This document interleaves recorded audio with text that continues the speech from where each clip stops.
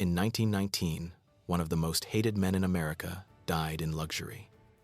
His name was Henry Clay Frick, the man behind one of the bloodiest massacres in U.S. history. A man so despised that when someone tried to kill him, the country cheered. But here's the twist. The same mansion where he took his last breath? Today, it's one of New York's most admired museums. People line up to see it posing for photos, marveling at the art, walking the same halls built on the blood of men who never lived to see it finished. Most have no idea whose house they're in, or what it cost to build it. This is the dark story of a man who turned blood into beauty, and the country that chose to forget. It began with fire, not the kind that warms a home, but the kind that devours everything in its path. Pittsburgh, 1892. Smoke from the Homestead Steel Works turned the sky black. Thousands of men marched through the gates each morning, faces smeared with soot, lungs filled with dust. They built America's steel, its bridges, its future. But the man who owned it all never lifted a single hammer. Millionaire by 30, partner to Andrew Carnegie, ruthless beyond measure. Frick didn't believe in mercy. He believed in control. And when his workers demanded better pay, he didn't hesitate. He built a wall, 12 feet high, topped with barbed wire, lined with armed watchtowers. The men called it Fort Frick, and they weren't wrong. But Frick wasn't building for defense. He was preparing for war. Before dawn, on July 6, 300 Pinkerton agents floated up the Monongahela River, rifles hidden under tarps. On the shore waited thousands of furious steelworkers. Someone shouted. A gunshot cracked through the fog and chaos erupted. Bullets tore through the smoke. Men screamed and fell into the water. Some used the dead as shields. Others dragged the wounded to shore, only to die beside them. By nightfall, 10 workers were dead, dozens more wounded, and the river ran red. Frick called it victory. The newspapers called it murder. America turned on him overnight. Crowds burned him in effigy. Preachers called him the Butcher of Homestead. But Frick didn't flinch. He smiled, lit a cigar, and went back to work. For most men, that kind of hatred would end a career. For Frick, it became fuel. He doubled production, expanded his empire, and as the smoke cleared over Homestead, his reputation only grew darker. But hatred like that doesn't just fade. It festers. And someone out there decided Frick hadn't paid enough for what he'd done. The bullet was coming. He just didn't know when. The bullet came fast. Frick was sitting at his desk when the door opened. A young man stepped in, calm, polite, carrying papers. No one noticed the gun. 2 cracks split the air. Frick dropped to the floor, blood spilling down his collar. Then came the blade, 3 quick stabs to the chest. Screams, chaos, panic. But Frick didn't die. He stood up, drenched in his own blood, and told the doctor to stitch him at his desk. By nightfall, he was working again. Reporters called him inhuman. He called it discipline. After that day, something in him broke and hardened. He stopped trusting people. He started trusting walls. So he built one, a big one. In 1892, he bought land on Penn Avenue, Pittsburgh's most prestigious street. The same families who cursed his name would now watch him from across the road. The message was clear.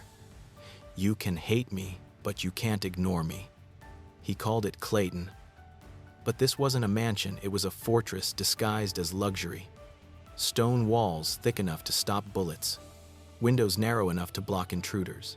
Even the servants said it felt like living inside a vault.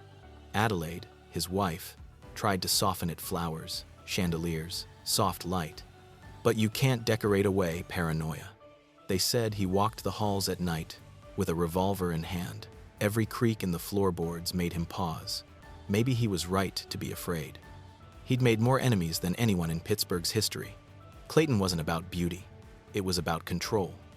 The library looked like a courtroom. The reception hall, a throne room.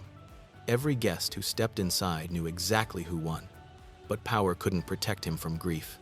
Martha, his daughter, died at 6. His son, soon after. Adelaide mourned in silence. Frick buried himself in business. Clayton had protected him from the world, but not from loss. He filled the house with art, marble, and ghosts. But Pittsburgh still hated him. No matter how high he built, he couldn't outbuild his own name. So he made a decision.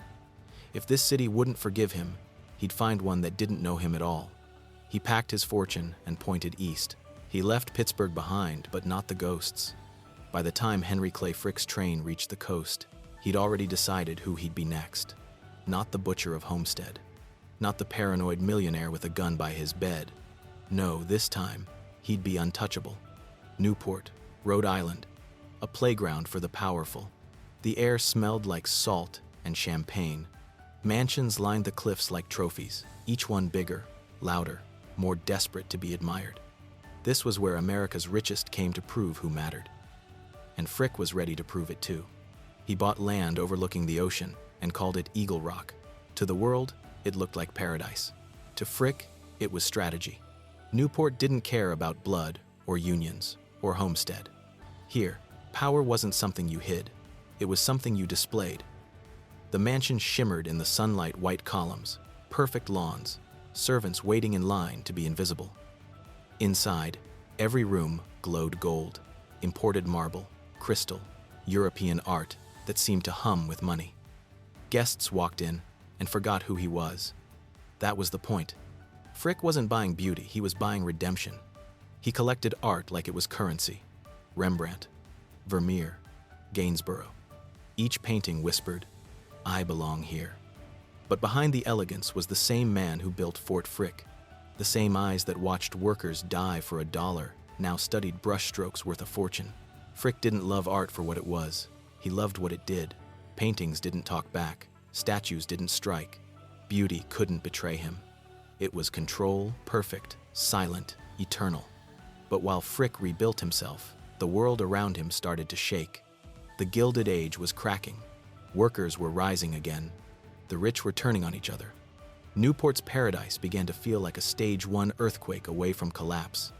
The parties got louder, the smiles faker, the money emptier. Everyone was pretending the empire would last forever. Frick knew better. He'd already seen what happens when the crowd turns. So he made one last move, his boldest yet. If Newport was where he built his mask, New York would be where he built his monument. A mansion so magnificent it wouldn't just outshine his enemies, it would outlive them. New York, Fifth Avenue. The street where America measured success. Vanderbilt, Astor, Carnegie. Titans turned into neighbors. And now, Henry Clay Frick was coming for his place among them. By 1914, Frick was no longer building houses, he was building legacy. His Fifth Avenue mansion would be his masterpiece. A palace of stone and silence. From the outside, it looked like perfection, white limestone, towering windows, manicured lawns. But if you stood close enough, you could almost feel the tension in the walls. The same hands that carved beauty once forged bullets. The same fortune that bought art once bought blood. Frick called in the best architect in New York, Thomas Hastings. He told him, "Make it grand, make it last." And Hastings delivered. The rooms stretched the length of city blocks. The marble staircase could swallow an orchestra. Even the ceilings whispered power. Frick didn't want comfort, he wanted awe. He filled the mansion with his growing art collection pieces most people only saw in museums. Paintings by Rembrandt, Vermeer, Goya, each one a conquest. Guests were stunned. Even his rivals admitted it was magnificent. But Frick didn't build it for admiration. He built it to rewrite history. Every brushstroke, every sculpture, every chandelier was designed to drown out the sound of gunfire at Homestead. The newspapers that once called him a murderer now called him a patron. The same public that cursed his name now lined up to see his treasures. But beneath the beauty, nothing had changed. He kept the same cold routines, the same silence at dinner, the same sleepless nights. Adelaide's health was failing. His children were gone. The echoes of the past followed him down every hallway. Visitors said the mansion felt haunted. Maybe it was. To outsiders, it was art. To Frick, it was penance carved in stone. He had finally built something magnificent.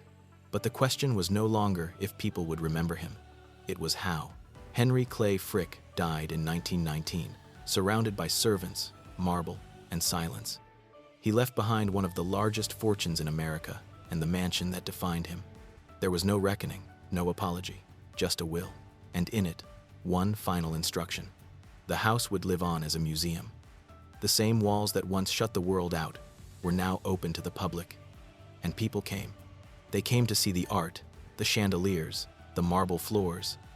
They walked through his library, his galleries, his private rooms. They whispered about the beauty, not the blood. Reporters called him a visionary. Critics called him a patron of culture. No one called him what he really was: the man who broke the Union, the man who turned workers into enemies, the man who built paradise out of pain. Time had done what even bullets couldn't. It cleaned his name. Decades passed. The Frick Collection became one of New York's most admired museums. School trips, wedding photos, selfies under chandeliers. Tourists lined up outside, not realizing they were standing where a nation's hatred once burned. The blood at Homestead was gone. The river is clear. The story is buried under a century of admiration. That's the thing about America. We don't erase our villains, we polish them.